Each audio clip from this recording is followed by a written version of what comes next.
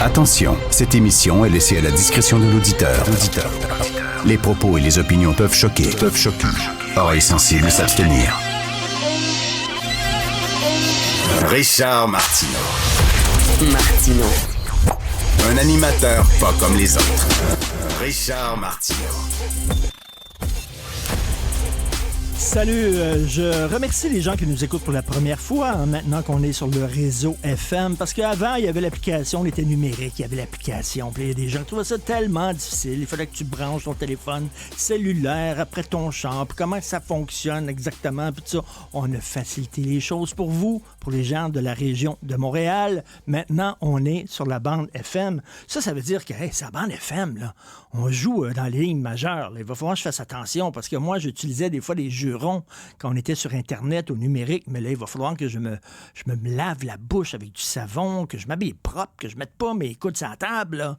Voyons donc, il va falloir que je me trouve un juron qui est rien qu'à moi.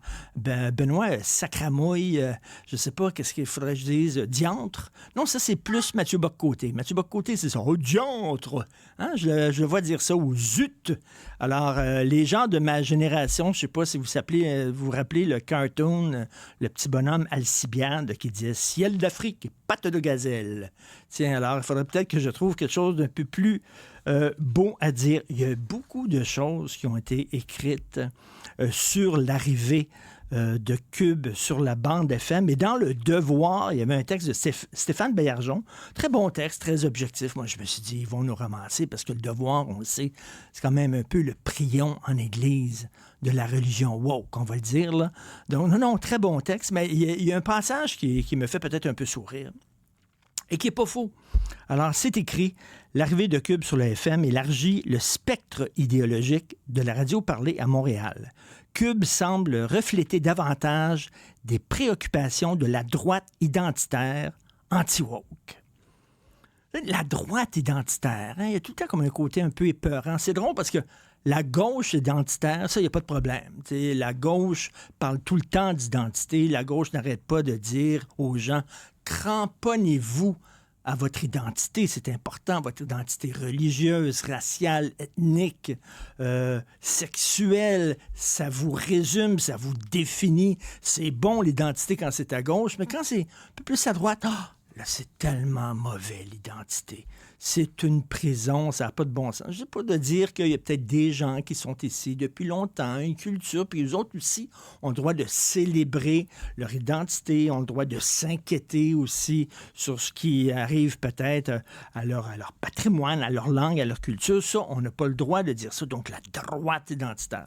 Et quand Stéphane Baillargeon dit que c'est anti-woke, eh bien, concernant mon émission, je l'avoue, je plaide coupable. Alors, messieurs et madame de la police de la pensée, je vous tends mes poignets, tout de suite les menottes. Je suis vachement coupable. Si vous voulez entendre un discours woke, 90% des émissions de radio, dans les journaux, vous en manquez pas, là.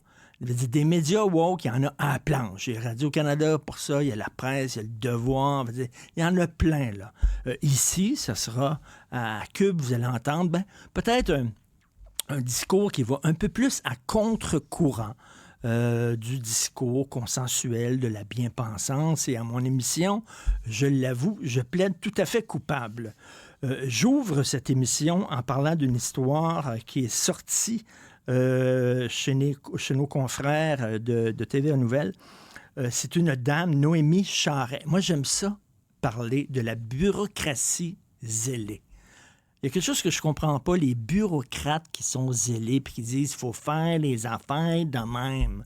Souvenez-vous, sur la Rive-Sud, il y a quelques temps de ça, quelques années, il y a des parents qui trouvaient que l'école était défraîchie, l'école de leurs élèves, de leurs enfants était défraîchie, et on va y aller, tout le monde ensemble, avec des pinceaux puis des pots de peinture, puis on va donner un coup de pinceau sur les murs, ça a besoin de ça.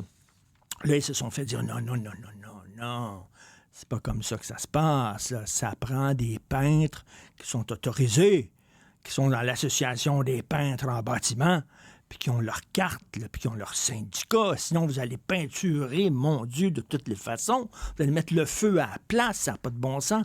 Place aux professionnels. Alors, elle, Noémie Charret, c'est une femme d'affaires depuis 2021. Elle distribue des centaines de poulets rôtis aux itinérants. Elle fait ça de bon cœur et tout ça. Et là, elle dit, depuis quelque temps, ça a changé. C'est très difficile. On me met tout le temps les bâtons dans les roues. Et là, ce sont des organismes d'aide aux sans-abri qui lui mettent des bâtons dans les roues. Alors, elle va distribuer ses poulets rôtis dans le Vieux-Port de Montréal. Près, vous savez, il y a la Mission Old Brewery, là, on le sait, là. Elle était comme en face, puis elle distribuait ses poulets rôtis. Puis là, à Old Brewery, on dit, là. C'est nous autres, là, qui nourrissons les sans-abri, là.